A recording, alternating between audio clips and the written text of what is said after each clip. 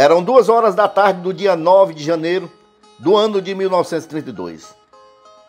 Perto das pias, Manuel Neto escutou vozes. Apurou o ouvido, eram vozes animadas de homens e mulheres. Os sons provinham de um buzeiro à sua frente, a uns 50 metros, meio escondido entre arbustos menores. Manuel Neto jogou-se ao chão, no que foi seguido pelos soldados, e fez sinal para que a força cercasse um buzeiro. Olhou para trás e gesticulou para Liberato, apontando com o rifle para um buzeiro, indicando que localizara o coito dos bandidos. Os soldados começaram a se arrastar pelos matos como lagartixas, buscando a proteção dos troncos das árvores e dos tapumes dos arbustos. E num minuto, um buzeiro estava cercado. Quando o comandante Nazareno ia ordenar o ataque, foi surpreendido com um grito. O grito do endiabrado Lampião. Cuidado, menino! Os macacos nos cercaram! Pipocaram tiros no meio da mataria. Manuel Neto, que concentrara o ataque num só ponto, supondo que todo o bando estava num buzeiro cercado pela força, e agora que atiravam de outros pontos. Os cangaceiros estavam espalhados, distribuídos nos outros umbuzeiros e outras árvores. O bravo comandante praguejou, furioso com a própria estupidez. Como é que não tinha pensado nisso? Para complicar ainda mais a situação, havia um erro estratégico na distribuição das tropas, pois estando a volante pernambucana postada na frente e os homens de Liberato em sua retaguarda e no flanco direito, os soldados baianos imprudentemente atiravam nos cangaceiros por cima das cabeças dos aliados nazarenos. Ou seja, os baianos, além de chegarem atrasados, ainda se posicionaram de forma errada, deixando a força pernambucana entre dois fogos. Liberato, portando uma metralhadora de mão, foi para o lado de Manuel Neto, trazendo consigo 3 contratados de Santa Brígida: Elias Marques, Posidônio e Mané Velho. Elias era pai de Posidônio e tio de Mané Velho. Os soldados gritavam: mistura, mistura! Porém, Manuel Neto e Liberato ordenavam o contrário: separa, separa! Ou seja, estava saindo tudo errado.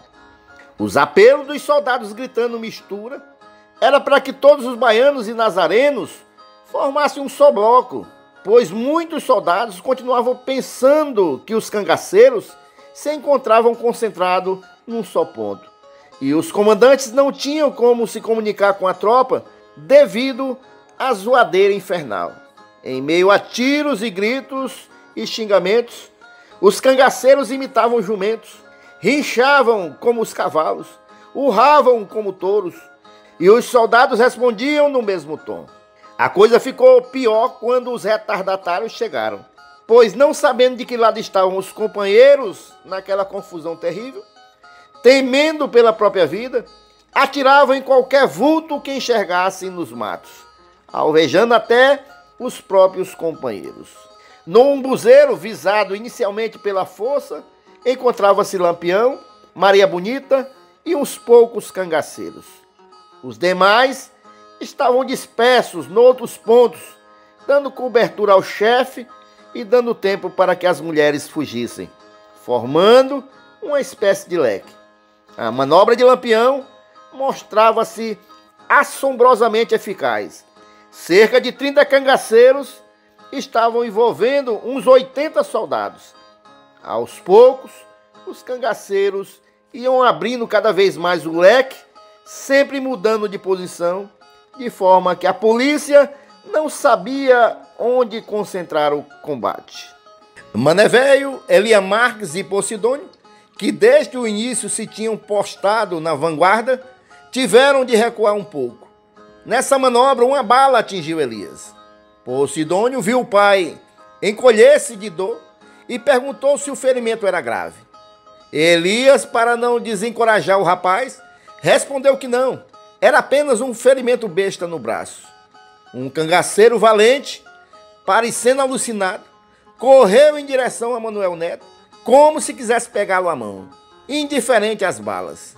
Ao passar por Manuel Neto, esse acertou-lhe um tiro no peito e o cabra veio a cair aos seus pés.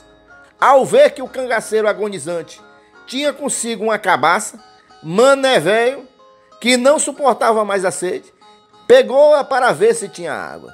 Por sorte, tinha um pouco, e ele bebeu. A água tinha um gosto esquisito, gosto de sangue. Só então foi que ele percebeu a bala que furara o bandido tinha furado também a cabaça. E o sangue do infeliz se misturara com a água. Sem querer, Mané Velho acabara de beber o sangue do cangaceiro Sabonete. Nesse instante, Posidônio foi baleado numa perna. Em desespero, gritou para Mané Velho, avisando que estava ferido e pediu para que ele retirasse seu pai do local onde se encontrava. O ferimento de Elia Marques era grave e ele se esvaía em sangue. Mané Velho carregou o tio para trás de uma árvore, longe da linha de fogo. Posidônio foi se arrastando para junto deles. Já não lutava mais. Procurava enxergar no meio da fumaceira a posição dos companheiros. Não compreendia, porque ainda não tinham recebido ordem de debandar antes que fosse tarde demais.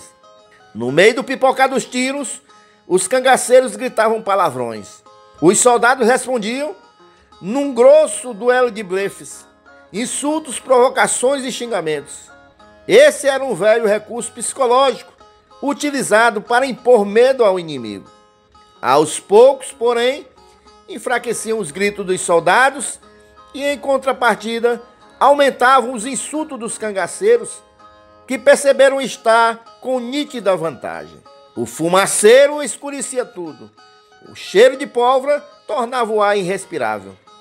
Mas pela posição dos gritos, ficava claro que os cangaceiros estavam apertando o cerco. Manuel Neto tinha sido vítima de suas próprias ambições. Ansioso por lograr sozinho a glória de derrotar o rei do cangaço, não aguardara a chegada do tenente Liberato, apressando-se em iniciar o ataque de qualquer jeito, afoitamente. Por sua vez, Liberato errara por efetuar o ataque pela retaguarda da volante pernambucana, atirando por cima da cabeça dos companheiros de arma, quando o mais razoável seria atacar pelos flancos, ao tentar cercar os bandidos pelo outro lado. Em virtude dessa imperícia, os nazarenos tinham de proteger-se a um só tempo, tanto das balas dos cangaceiros, como dos disparos feitos pelos colegas. Ercílio Nogueira, do grupo de Manuel Neto, foi atingido por uma bala acima da orelha esquerda, arrancando um tufo de cabelo e exclamou: "Valha-me Nossa Senhora!" logo na cabeça. Estas foram suas últimas palavras, ouvidas pelo cabo Gurmecindo Saraiva, que estava ao seu lado, ferido numa perna. Um irmão de Ercílio, o jovem Adalgísio Nogueira, com apenas 15 anos de idade, que pertencia à volante de Liberato, ao ser informado de que o mano tinha sido baleado, perdeu a noção do perigo e correu, desvairado, para socorrê-lo, sendo atingido por vários tiros, indo cair morto por cima do corpo do irmão. Os comandantes começaram a preocupar-se com o rumo da luta, pois de atacantes passaram a atacados. Perceberam que a vitória era impossível, deixando de lado as vaidades e disputas iniciais que tanto comprometeram o desempenho das forças. Teriam de comportar-se agora de forma racional. Liberato, ferido num dos braços, impedido por isso de usar a metralhadora, deu sinal aos seus homens para que recuassem por onde vieram, o único lugar por onde seria possível escapar. O teimoso Manuel Neto, que durante 5 anos sonhara com a vingança do infortúnio da Serra Grande, relutava em admitir nova derrota. Mas, afinal, percebeu que só por sorte escaparia dali com vida. Ele era valente, mas não era suicida. Muitos soldados estavam caídos, alguns já mortos. Sentia-se culpado. Como poderia olhar para os pais, as mães e os irmãos daqueles jovens quando voltasse a Nazaré, compreendeu que se não agisse rápido, os seus rapazes seriam todos massacrados. Ordenou a debandada. Na desesperada tropelia da fuga, os feridos foram levados de qualquer forma pelos companheiros, alguns praticamente arrastados, pois quem ficasse seria morto. Felizmente, os cangaceiros não perseguiram os fugitivos, e também eles sumiram do campo de batalha. Passada a refrega, a força voltou a reunir-se para avaliar a situação. Dos homens de Liberato, haviam morrido o sargento João Cavalcante de Araújo, João de Anísia da Ipueira e o soldado Adalgísio de Souza Nogueira. Os dois, apesar de serem de Nazaré, eram contratados da Força Policial Baiana. Outra vítima do grupo de Liberato foi o soldado Pedrinho, natural de Parapiranga. Dos civis acabava de morrer o valente Elias Marques, de Santa Brígida. Seu filho Posidônio estava ferido e o sobrinho Mané Velho estava zonzo, pois a caixa da culatra de seu mosquetão havia estourado, afetando o ouvido direito. Eram muitos os feridos, inclusive o próprio Liberato. Não foi menor a tragédia com a volante de Manuel Neto. Além do intrépido Exílio de Souza Nogueira, morreu outro nazareno, o soldado Antônio Benedito da Silva. Muitos ficaram feridos. Manuel Boaventura, um dos convocados da volante pernambucana, do tenente José Oscar, estava agonizando. Morreria 3 dias depois no hospital de Penedo. Entre mortos e feridos, foram 17 as baixas do lado dos soldados. As perdas da polícia não foram infligidas apenas pelos cangaceiros, pois, dada a desorganização da tropa, muitos homens de Manuel Neto tinham sido feridos pelo fogo amigo. Do lado dos cangaceiros, 2 morreram no combate, Sabonete e Catingueira. Um terceiro, Quina Quina, ficou tão ferido, com a barriga literalmente estraçalhada, que Lampião, por compaixão, acabou de matar. O cangaceiro Bananeira, tendo ficado ferido na perna direita, foi carregado pelos companheiros numa maca improvisada, com cobertas até a fazenda Baixa do Boi, perto do povoado Riacho, abaixo da cachoeira de Paulo Afonso, onde o puseram num cavalo, sendo deixado na Serra da Arara, ao poente de Arrastapé. Avisado do local onde estava a Bananeira, seu pai Alexandre Teixeira Lima, o Lixandrão, residente em Nambabé, foi buscá-lo. No dia 23 de fevereiro, os parentes levaram Bananeira a um médico em Pedra, Alagoas, e ele foi preso pelas volantes do tenente José Joaquim e do sargento Francisco Ferreira de Melo.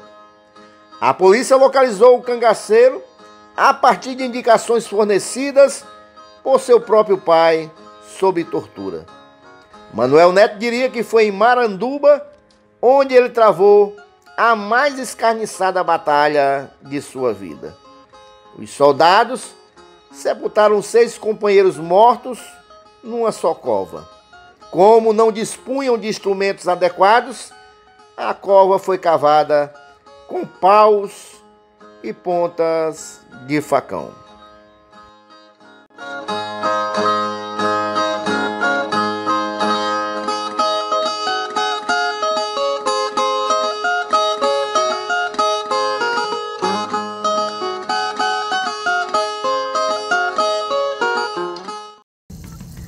Olá, amigos do canal Nas Pegadas da História.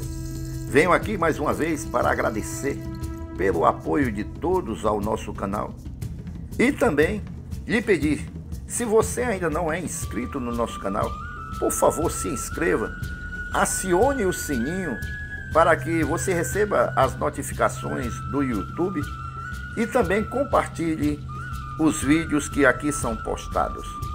E se você puder contribuir com o nosso canal, clica aí logo abaixo do vídeo no Valeu e você pode contribuir da maneira que você puder. Quero lembrar ainda a todos, nós estamos divulgando aqui embaixo na descrição do vídeo ótimas dicas de livros com a história do cangaço. A maioria das histórias que são contadas aqui são tiradas destes livros, tá bom? Dá uma olhada, dá uma conferida e nos ajude a mantermos este canal. Muito obrigado a todos e continue conosco no canal Nas Pegadas da História.